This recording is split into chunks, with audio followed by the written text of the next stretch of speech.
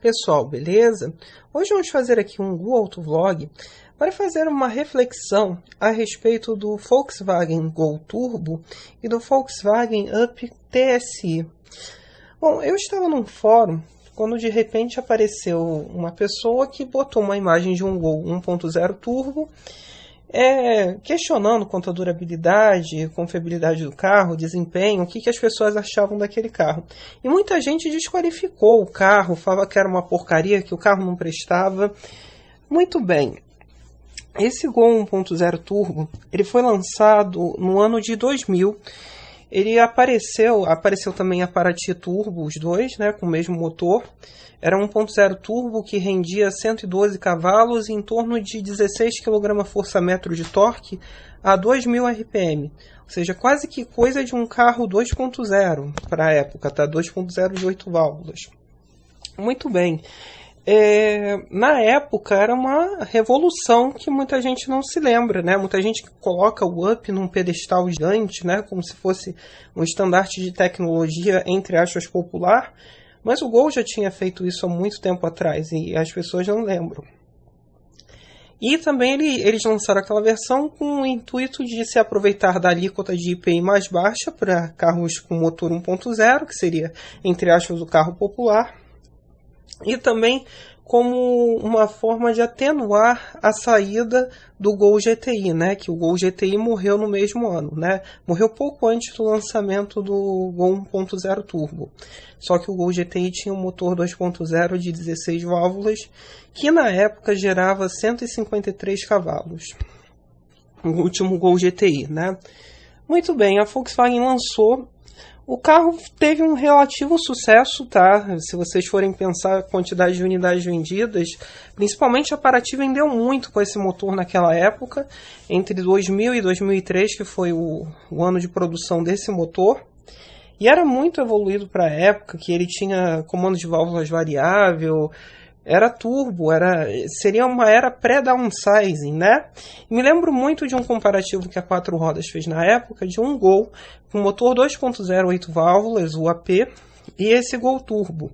Os dois na pista de testes, e o desempenho do Gol 1.0 Turbo foi superior ao do Gol 2.0. Só que o Gol 1.0 Turbo ele tinha uma vantagem muito grande em cima do 2.0 de 8 válvulas, que era o peso. A frente do carro não pesava tanto quanto no 2.0 de 8 válvulas. Então ele saía menos de frente e tinha uma dinâmica muito mais afiada. E era muito mais interessante de se guiar. Eu testei um carro desses em 2014, ou seja, o carro era de 2001, o carro já estava com 13 anos de uso, mas era um carro bem conservado, né? Na época que eu vendi o meu Civic, eu ainda estava em dúvida se eu ia tirar um carro novo como eu tirei o primeiro Logan, ou comprar um carro usado. E um dos carros que eu vi foi um Gol Turbo de 2 portas, que era um carro que eu achava muito legal, né? 1.0 Turbo. E com um pacote Sportline, né, que tinha os adornos estéticos, porque ele podia vir em qualquer versão do carro, né, podia vir peladinho, né, só o basicão do carro, sem ar-condicionado, sem nada, só com motor 1.0 turbo. Muito bem, era um estandarte de tecnologia, só que ele começou a ter os donos que não faziam a manutenção adequada. O carro exigia um determinado tipo de óleo. A maioria das pessoas que tinham tido outros Volkswagens na época, o próprio Gol em si, usavam óleos que eram bastante simples, óleos minerais, né? E baratos, principalmente, né? A maioria dos Gols eram AP naquela época, né? Então começaram a fazer uma manutenção inadequada do carro. O carro começou a apresentar muitos problemas conforme os anos foram passando. Inclusive os 16 válvulas sem turbo, tá? As versões básicas dele. Mas mesmo assim a Volkswagen insistiu em 2002. Me lembro muito bem também de um teste que a Quatro Rodas fez dos 60 mil quilômetros da Paraty Turbo, e ainda estenderam esses 60 mil quilômetros até os 100 mil quilômetros para ver o que acontecia e comprovar a eficiência de um carro turbo, que um carro turbo poderia sim rodar muito sem dar nenhum tipo de dor de cabeça grave. E foi o que aconteceu, o carro conseguiu rodar os 100 mil quilômetros sem nenhuma ocorrência grave, sem ter que parar o teste. Né? E comprovou que o carro era eficiente, só merecia ter uma manutenção adequada. E vocês imaginem que em 2000 Tudo bem que a gente já tinha os carros importados, já tinha tudo isso, mas ainda assim nós não tínhamos mecânicos qualificados. Hoje ainda não temos mecânicos qualificados para mexer nos carros, né? Quando a gente pensa assim, um carro mais tecnológico, é um sofrimento para você achar uma mecânica que trate bem do carro. Imagina um carro com motor 1.0 com turbo, 16 válvulas e variador de comando variável. Era complicado você encontrar alguém que mexesse naquele carro, né, com a presteza que ele merecia. E normalmente o dono desse carro ia na mesma oficina que ele levava lá os APs dele, né, os Fuscas, as Kombis, enfim, carros que não tinham nem metade da tecnologia que aquele carro tinha em termos de mecânica. Então os carros foram se deteriorando, a má fama foi pegando e foram se destruindo a ponto de você não achar mais quase nenhum Gol 1.0 turbo, né? E pegou uma fama muito ruim, tanto do turbo quanto dos 4 válvulas por cilindro, os 16 válvulas. Tanto que na mesma época, quando o Gol Turbo saiu de linha, a Volkswagen tirou quase tudo que ela tinha de 16 válvulas de linha. Só tinha o Gol GTI e o Passat com um motor multiválvulas. O restante todo era 8 válvulas, era 2 válvulas por cilindro, apesar de na época já os motores multiválvulas serem muito utilizados, né? Inclusive com Toyota e Honda, que sempre foram, né? Aqui no Brasil, Corolla e Civic sempre foram multiválvulas. Então, eles extinguiram isso do catálogo exatamente por conta da quantidade de problemas no pós-vendas e de mecânicos que mexiam por fora sem saber mexer no carro. Inclusive porque os donos também utilizavam óleos inadequados, as galerias de passagem para o óleo dentro do motor eram muito finas, então quando se colocava um óleo mineral, começava a se entupir aquelas galerias, formando borra dentro do motor com a maior facilidade. Ou seja, uma sequência de erros. E ali o erro não foi da Volkswagen, como ocorreu no caso da Fiat, com o Marea, né? Muita gente vai lembrar do Marea. Mas o Marea, o erro da Fiat foi colocar as revisões a cada 20 mil quilômetros. Um negócio muito nonsense em terras brasílias. Mas o Gol não. O Gol ele tinha todas as especificações corretas. Os donos é que nunca seguiram.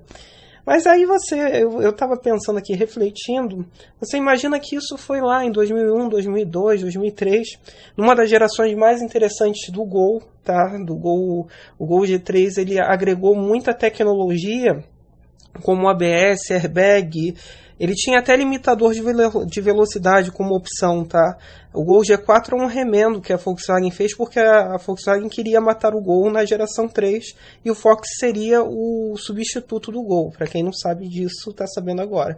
Aí o Fox não deu certo, geraram o Gol G4 como um Gol calção para fazer o Gol G5 que brilhou. Eu até hoje não entendo o que o Fox está fazendo em linha. Mas voltando ao raciocínio que nós estávamos tendo anteriormente. Então vocês imaginem hoje um Up TSI, que é um carro que tem uma alta tecnologia dentro do motor, o motor é muito tecnológico, com mecânicos que ainda não evoluíram a ponto de conseguir mexer num motor desses. Se eles não conseguem mexer no motor de um Gol daqueles, muito será num motor como esse TSI atual. Um motor que tem 2 válvulas termostáticas, vocês imaginem isso, ou seja, é muita tecnologia agregada e pouco conhecimento das pessoas para mexer num carro desses, né? Eu estou imaginando como vai ser daqui a alguns anos a quantidade de gente que vai meter o pau no Up TSI. Um carro que tem a frente praticamente toda fechada, né? A admissão de ar dele é relativamente difícil, né? Para ele conseguir admitir ar para dentro do motor, ou seja, é muito fácil de sobreaquecer o motor se ele não tiver com um sistema de arrefecimento em dia. E agora existe uma coisa que não existia no início dos anos 2000 com tanta intensidade, que são aquelas caixinhas de piggyback, que você cria uma sobrepotência em cima do motor, né? Consegue mudar todos os dados de fábrica do carro encaixando uma caixinha mágica que muda tudo. Só que ela não muda a dimensão do sistema de arrefecimento, ela não muda a dimensão do sistema do catalisador, do sistema de escape, não muda o tamanho dos freios do carro. Muita gente fica colocando esses sistemas, né, para aumentar a potência do carro. Nossa, o carro ganha 30, 40 cavalos com um aparelhinho daqueles, mas se esquece que o carro foi dimensionado para os 105 cavalos que a fábrica declara. Então superdimensiona a potência e subdimensiona o restante do conjunto do carro. E o carro não é feito também para isso, tá? É um carro que você chega a 160, 170 km, o carro está tremendo todo. Ele não foi feito para isso. O Up TSI nasceu com o intuito de ser tipo o Up com um motor um pouquinho maior, né? Como existe Gol 1.0 e Gol 1.6, era para ser, entre aspas, o Gol 1.6. Só que no Up não caberia um motor 1.6 dentro da carroceria, porque ele é muito pequeno. Ele não tinha espaço no cofre do motor. Então, qual era a forma mais fácil? Colocar um turbo. E foi o que a Volkswagen fez. Então, vocês imaginem daqui a alguns anos como o brasileiro é desleixado com o carro. A maioria só tem carro para se exibir, não para cuidar, né? Se diz apaixonado por carro, mas não cuida do carro como ele merece.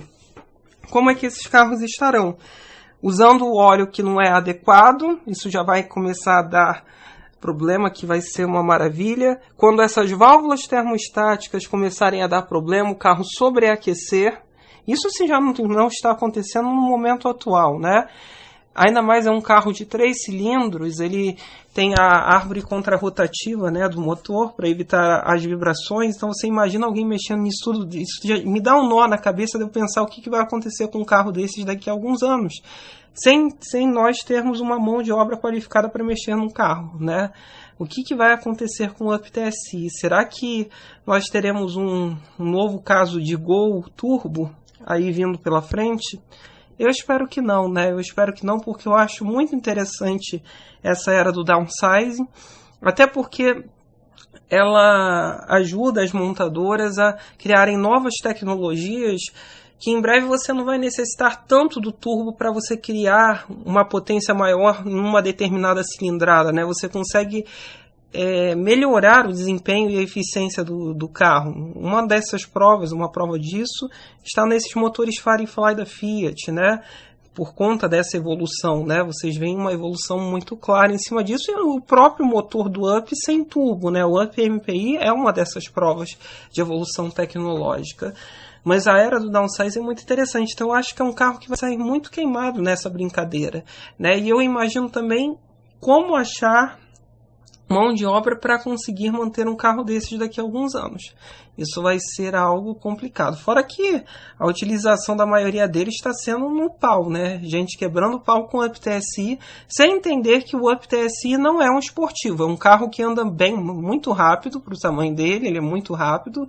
Ele anda como um 1.8, um 2.0 atual anda assim. 2.0 atual eu estou mirando ali num Civic, num Corolla. Mas ainda assim não era o caso dele. É um carro feito para economia de combustível, visto o escalonamento de marchas, que é extremamente longo, né? Mas as pessoas não têm consciência disso. Um Rocket Pocket, nós temos um Sandero RS, um 208 GT, mas principalmente Sandero RS para não sair da faixa de preço ali do Up. Então, assim, é complicado pensar nisso, né? É uma reflexão que nós temos que fazer, né? A tecnologia está chegando, ela está vindo para o Brasil, está sendo feita aqui no Brasil, mas será que nós temos mão de obra qualificada para manter essa tecnologia funcionando? Isso é uma incógnita, né? Será que o brasileiro melhorou, começou a ter mais consciência de ter como manter um carro, de ter que manter um carro, de fazer revisões regularmente, da qualidade do óleo e do combustível que ele coloca dentro do motor do carro? É uma questão complicada. É uma questão complicada e que o Gol Turbo, infelizmente, já respondeu, né? Será que o Up Turbo vai ter a mesma resposta aí nos próximos anos? É uma incógnita. É isso então, pessoal. Curtam, compartilhem, principalmente discutam aí embaixo. Vocês acham que o brasileiro hoje ele tem mais consciência quanto à manutenção do carro que ele tem? Vocês acham que nós temos um efetivo de mecânica capaz de conseguir solucionar problemas nesses carros mais evoluídos tecnologicamente? Respondam aí embaixo, por favor. Valeu então, pessoal.